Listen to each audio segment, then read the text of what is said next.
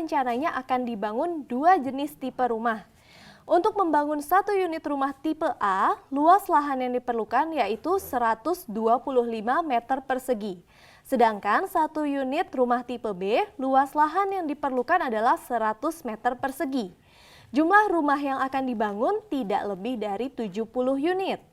Harga jumlah rumah tipe A adalah Rp320 juta dan harga jual rumah tipe B adalah Rp240 juta.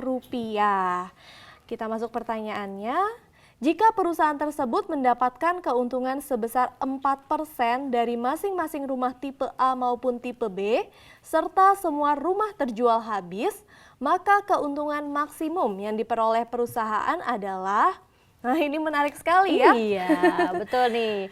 Keseluruhan luas tanah 8.000 meter persegi. Sedangkan rumah tipe A membutuhkan luas 125 meter persegi. Rumah tipe B hanya 100 meter persegi. Kemudian jumlah yang akan dibangun tidak lebih dari 70. Oke, dan harga jual untuk rumah tipe A? 320 juta, sedangkan tipe B 240 juta. Oke, selain itu juga diketahui keuntungannya ya Kak ya? Iya. Ya, dari tiap rumah keuntungannya itu adalah 4%. Oke, kalau kita sudah menuliskan apa saja hal yang sudah diketahui, kita masuk ke model matematikanya nih adik-adik ya. Nah, dari permasalahan tadi kita misalkan saja bahwa ada 2 variabel nih, X yaitu jumlah rumah tipe A, sedangkan Y-nya adalah jumlah rumah tipe B. Oke, tujuan kita tadi ngapain?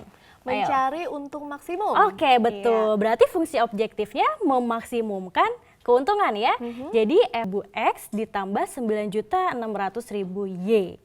Sedangkan kendalanya tadi ya yang pertama luas lahan yaitu 125X ditambah 100Y harus kurang dari sama dengan 8.000. Kemudian jumlahnya X plus Y harus kurang dari sama dengan 70. Dan karena ini rumah pastinya lebih dari 0 dong atau 0 gitu ya. Iya, berarti X-nya lebih dari sama dengan 0 dan Y lebih dari sama dengan 0. Ya, itu adalah ini kita gambarkan garis pembatasnya, ternyata garis pembatas tersebut melewati titik 64,0 dan 0,80. Iya. Dan karena tanda pertidaksamaannya kurang dari sama dengan dan koefisien dari X-nya bernilai positif, maka daerahnya ada di sebelah kirinya garis pembatas. Sedangkan pertidaksamaan yang kedua, daerah penyelesaiannya ada di mana?